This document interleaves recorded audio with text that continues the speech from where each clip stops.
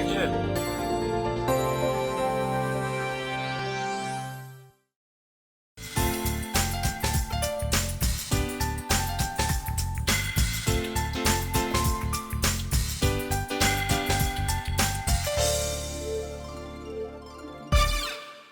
Hello and welcome to another episode of Beacon Banter. Hello, right, Jacob? Yeah, well, I quite fancy some coffee, I'll be honest with you. What? Don't touch it. Why? Because that is the ashes of the wife of our guest today. Oh, okay. It only happens on Beacon Banter. You may have noticed, Jacob, that we are actually surrounded by some props and memorabilia from the film Day 66. And we are joined by its director, writer, producer, actor, everything, Russ Tribe, and his son Lincoln. Hello, Lincoln. Hello. Hi. Do you want to say hello to Jacob? Whoa! Okay. You're missing something. I think we've done the hand joke already, haven't we, Yeah. this season? So, Russ, thanks for joining us on the show. You're welcome. Anybody watching this from Beacon are going to be thinking, when are we eventually going to see this film? It's been 4 years, isn't it, since it produced? Yeah, absolutely. We started filming it in April 2018, and what are we now? Well, as we film this, it's March As we film this, 2022. it's March 2022. So let's get that white yeah. elephant out of the room. Why is it taking so long? What's been the delay? So, as you know, the actual filming process of it took just over a year, from April 18 to June 19 was our last filming day. The big zombie horde was on the 15th of June that year, and since then I've been trying to, since June 19, I was trying to find an editor, someone that was willing to take on this mammoth project, and I eventually found someone in, I think, January 20, in the form of Tippers, who was going to edit it. But for personal reasons, Tippers had to abandon the project, and the search continued. And Ben Ramsey very kindly volunteered to take it on. He thought it would be a great project to do during COVID lockdown. He was furloughed, and he got an awful lot of the work done during that time. But Ben lives quite a long way away, and he, aside from the fact that he was furloughed, of course, he's a busy man. He's got a lot on himself. So it's just very difficult to dedicate 100% of his time to it. So that's really what's taken the time. I'm just grateful for him for what he has done, because it's brilliant, and what he's shown me so far looks really, really good. And where are we now with the whole thing of the film? Is it almost ready to be shown? We are so close, Steve. Ben has finished applying all the Foley now. All of Matt Hasker's music has been added. So I'm told it is the colour grading, which Ben hopes to start next week as we're filming this now. Okay, right. Well, before we talk about just the process of it and the screening, let's just have a quick look at the first official screening, I believe, for Beacon, of the trailer for Day 66. Ooh. Here it is. In a statement today, the staff at Sanford General have told us that people have been presenting with a number of symptoms, vomiting and flu-like symptoms, the most prevalent amongst those. In the statement, they go on to say that the majority are children who are presenting.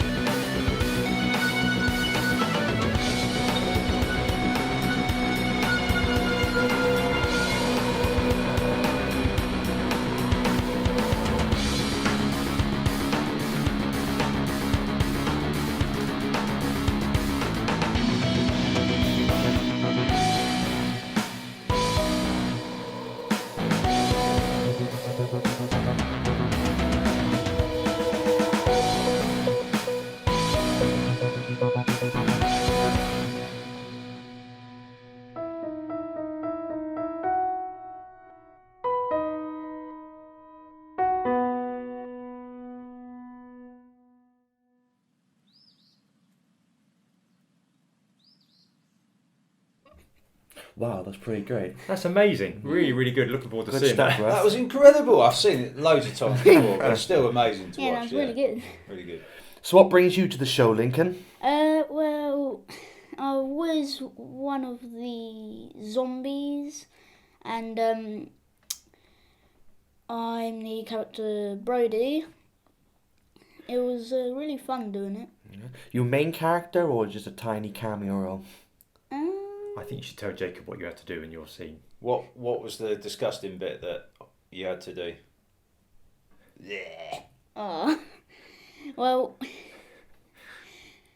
one scene I had to get a glass of water and keep it in my mouth, but then I had to try and make it look like I was throwing up in the toilet. But I failed many times. There were quite a few takes, weren't there? Yeah, A You lot had of to get it giggles just as well. right. Yeah, yeah. there was at least 3 or 4. Yeah. When you're about 18 or 19, Lincoln, those scenes of throwing up. They'll haunt you. Yeah. And it won't be a problem. So going back to when you first... So basically, Jacob, when Russ first came to me about this film, it was going to be like a half an hour film. Then it became an hour and a half. Hence why I didn't edit it. And it is great that there's Ben doing it. But where was your inspiration from? And I remember when the last time you were on Banter, you chatted to Jacob about your influences with film. But where did it come from then? Well, yeah, I've been into films my whole life, and I particularly like horror genre as well. And even though it's kind of bizarre really, because I think the zombie genre has been overdone quite a bit in recent years. So you might say, well, Russ, why on earth would you choose to do a zombie film? But I don't know. I think of all the films that I could have made, I've always wanted to make a zombie one. And I think the way in which I've approached the subject matter is a bit of a fresh take as well. So, Jack is one of the only characters in the film. Who you play. Who I play. And I kind of approached the script initially from the point of view of perhaps I could make an entirely dialogue-less film. I strayed from that idea for one reason or another, but I still think the challenge of trying to make it interesting with so few people in it appealed to me, and I thought that's a challenge that I'd really like to take on, and I'm really proud of what we've managed to do, and I can't wait to show it to everyone. And the actual process of the filming, what would you say was the high points, the low points, and the challenges? What would you... I think the high point for me has to be the way that the final Horde shoot came together, because it was extremely stressful planning that. I was planning it for months and months and months in advance. We had it was over 100 people there that day. I was expecting just 100 extras. As it is, I think we have 50 something zombie extras turn up, but I was still pleased with how they looked on screen. In addition, I had about I'd say probably around, I'm struggling to remember now, I think maybe somewhere between 30 and 50 makeup students. They coached down from London, they coached down from Southampton, and you had tents for them? We had gazebos up because the weather forecast was appalling. It just little last minute stresses, like we were supposed to be able to allow all our guests to park their cars on a field on this private land that I acquired for the shoot. But because it had rained a lot in the days leading up to the shoot, the owner of the field was really concerned that it would just become bogged and cars would get stuck and his field would get destroyed. So I had to have a last minute think on where I could acquire parking. We liaised with the school down the road, and the school gave us permission to use their car park to park. So it was just an incredible catalogue of stress. Yeah. I had to organise portaloos, all sorts. Insurance, of course, which was not so cheap. much to plan for one so guy. much to plan, absolutely. It was incredible. And you know what's so frustrating for me? It's probably one of Beacon's biggest filming shoots that I should be at. And it was exactly the same weekend. I had to go to a big family thing over in France, and I'm like, why does that happen? Why does that have to? So I missed this great. It was. I don't know. When you think of June, you think, oh, the weather's probably going to be quite nice in June. Well, because it turned summer then. Well, yeah, that's yeah. But actually, it was really cold. It was really wet, very windy. Like everything that could have gone against us, it seemed like it did, but we still got through it, and I'm really proud of that. And we did have a bit of luck towards the end of the day because we were really worried that we weren't going to be able to get the drone up, but we managed to get the drone up, and we got some awesome aerial shots at the end of the day as well, just to cap it all off really nicely. And so yeah, I think that is definitely the highlight for me. Low point, probably hammering a nail into Beacon's camera lens. That wasn't a particularly. Wasn't that hammer, was it? No. That is a fake hammer. We did manage to repair the lens, but yeah, I don't know. Do you know the story of how he wanted to get a point of view shot of the baseball bat? So yeah, and so Russ had with the camera laying on the pointed upwards of the lens, and he had the hammer quite high up with the nail and did that tink. And we looked at the shot and like slightly out of focus. So we'll give it another go. But this time, for some reason, he lowered the nail, hit it into the lens. And we're like, what are you doing? Do you get a good shot at least? I don't know. Was it even used in the film? It is used in the film. Well, you want to hope it was used in the film. It's not the best shot, but I couldn't not use it. And it's the most expensive shot. Yeah, the most expensive shot in the film. But poor, who was it that we had? Hopefully that didn't mess it up. Some poor guy, some student, wasn't it? From another college somewhere. I can't remember his name now. He came along to do some camera operating that day just to get a little bit of experience, and in fact he was one of the people that replied to the ad all that time ago. And but we did sort the lens out. He just stood there really awkward. Oh, yeah. Oh God, what am I witnessing? You had a massive anxiety attack. I was like, oh my God. But yeah, we got it sorted. What was it? What's that stuff? Rubbing agent. Rubbing alcohol. Rubbing alcohol and one of those cloths. Yeah, five. Yeah. So you barely scratched it. Yeah, we took the scratch out. We suddenly read up, and rubbing alcohol and one of those microfiber cloths, rubbing over. Who knew? Takes the scratch out. It was just because it was magic. That was the dentist. So you didn't actually you didn't actually penetrate the lens. Can't have done. I mean, it was just a scratch. Yeah, it's just a minor penetration. Right. Okay, so you brought one last clip in because we want to ruin the film. We want people to go. Tell us about this. What we're going to watch. This clip that you're about to see is a prank that we played on my daughter Ella, Lincoln's sister, whereby we had Tim Cooper come along and play a reporter. A massive stretch for Tim, and he does this in his full-time job. Yeah, absolutely. And anyway, we thought it'd be funny for Tim to talk to Ella direct through the camera. We'll show you the clip, and it will all make sense. Right, recording, Russ. Okay. Yeah. And okay, so you could need. We do need sound, don't we? Do we need sound? Or is it on We've got sound on here. Got sound on there. Cool. Okay, happy with that backup bass? Good. Okay, we'll stay here for the next update just after 10 o'clock news with Hugh Edwards. You're going to watch that, Ella? You're going to stay tuned, Ella? Do you like watching this? Do you like finding out about zombies in your neck of the woods, Ella? You scared, Ella? I'm scared. You should be too. Very scared. Look behind you. Ella. Look, Ella. Very scared.